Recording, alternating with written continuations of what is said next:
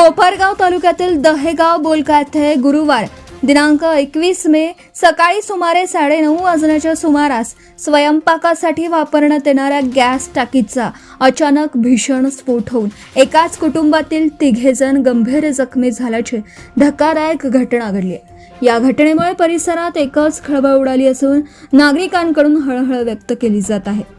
मिळालेल्या माहितीनुसार सुनील सोनाबापू करपे यांच्या घरी त्यांची मुलगी भाग्यश्री वय वर्ष 18 सकाळच्या वेळी घरातील स्वयंपाकाचं काम करत होती। यावेळी अचानक गॅस टाकीचा जोरदार स्फोट झाला। स्फोट इतका तीव्र होता की घरात एकच गोंधळ उडाला। या घटनेत सुनील करपे, त्यांची मुलगी भाग्यश्री आणि मुलगा ओंकार वय वर्ष 16 हे गंभीर जखमी झाले आहेत। स्फोटाचा आवाज मोठा असल्याने परिसरातील नागरिक घाबरून घराबाहेर आले। या स्फोटामुळे घराच्या पत्रांचं तसेच इतर काही भागांचं नुकसान झालं असून घरातील साहित्याचंही नुकसान झाल्याची माहिती समोर आली आहे। अचानक घडलेल्या या घटनेमुळे काही काळ परिसरात भीतीचं वातावरण निर्माण झालं होतं। दरम्यान या घटनेत सुनील करपे यांची पत्नी आणि आई सुदैवाने बचावल्या। त्यांची पत्नी घराबाहेर कपडे धुत होती तर आई देवदर्शनासाठी मंदिरात गेली होती। त्यामुळे त्या दोघी घरात नसल्याने मोठी जीवितहानी टळल्याचं बोललं जात आहे। घटनेनंतर स्थानिक नागरिकांनी तातडीने मदतीसाठी धाव घेत जखमींना उपचारासाठी रुग्णालयात दाखल केलं। तिघांची प्रकृती गंभीर असल्याने त्यांना पुढील उपचारासाठी प्रवरा ग्रामीण रुग्णालय लोणी येथे दाखल करण्यात आलं असून त्यांच्यावर उपचार सुरू आहेत। गॅस टाकीचा स्फोट नेमका कशामुळे झाला याचं कारण अद्याप अस्पष्ट असून याबाबत पुढील तपास सुरू आहे।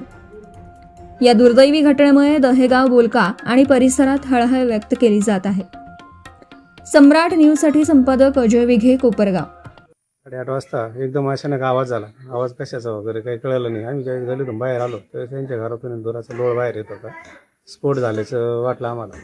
त्यांचा एक मुलगा आहे ओमकार सुनील करपे म्हणून, तो इथं या लाकडाच्या ढिगाऱ्याखाली सापडला आणि मुलगी आणि स्वतः सुनील बऱ्यापैकी भाजलेले। त्यांच्या घरात एकूण 5 कुटुंब होते, पण आई नव्हती घरामध्ये। त्यांची मंडळी, ते स्वतः, मुलगी आणि मुलगा, 4 जण गंभीररित्या जखमी। आम्ही प्रशासनाला माहिती दिली होती। प्रशासनाला माहिती दिल्यानंतर त्यांचे अधिकारी वगैरे ते येऊन गेले। त्यांनी पंचनामा केला। विशाल जगताप साहेब होते, दिनेश जोशी होते पत्रकार, ते पण होते इथं। त्यांनी पण तातडीने मदत केली। इथं सगळे लोक आले। आता पण केला होता त्यांना रितेश वलटे, आपल्या गावचे डेप्युटी सरपंच, त्यांच्याबरोबर आहे। जगन बागल पण त्यांच्याबरोबर गेले।